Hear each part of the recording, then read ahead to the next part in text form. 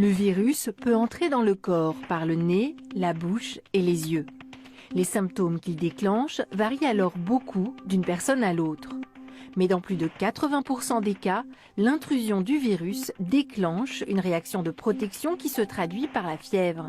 Elle essaye de rendre le corps hostile au virus en élevant sa température.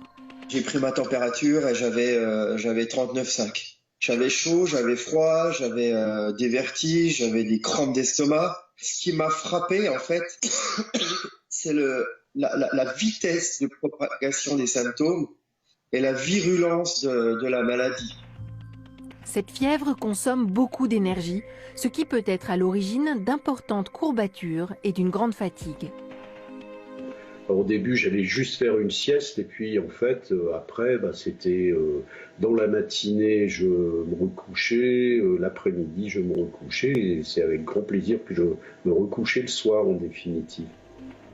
Parfois, la présence du virus au niveau du larynx provoque une inflammation responsable d'une toux sèche. La toux, elle est non-stop des fois pendant 2 heures de temps. C'est une toux très sèche et très irritante. Et ça fait pas mal, mais c'est très handicapant. Et il y a des moments de calme, et il y a des moments où ça vient vraiment en force et on a du mal même à reprendre la respiration. L'installation dans la sphère ORL peut entraîner une perte de l'odorat et du goût. La disparition de ces sens est parfois même le seul symptôme du coronavirus perçu par les patients. Elle est assez caractéristique. Alors le gros avantage, c'est quand je nettoie ma caisse des chats, ça ne me pose plus aucun problème. Par contre, c'est vrai que c'est très perturbant quand on fait son premier repas.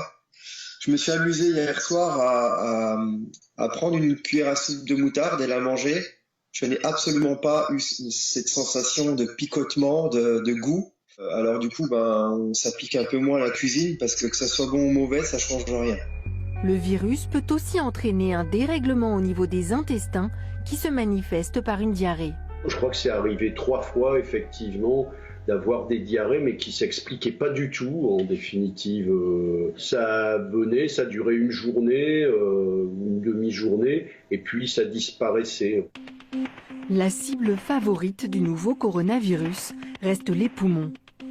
Il attaque la membrane des alvéoles où se produit normalement l'oxygénation du sang.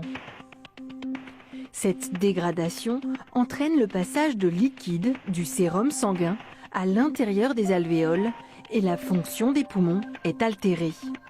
C'est une pneumonie qui se traduit par des parties blanches sur une radio des poumons normalement entièrement noires lorsqu'ils sont remplis d'air. Les formes les plus graves seraient liées à une sorte de tempête immunitaire, une production anormale et massive de cellules inflammatoires, ici en blanc.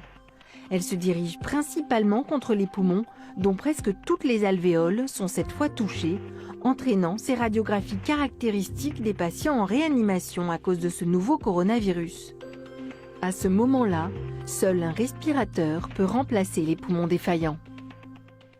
On vient de parler de formes graves là.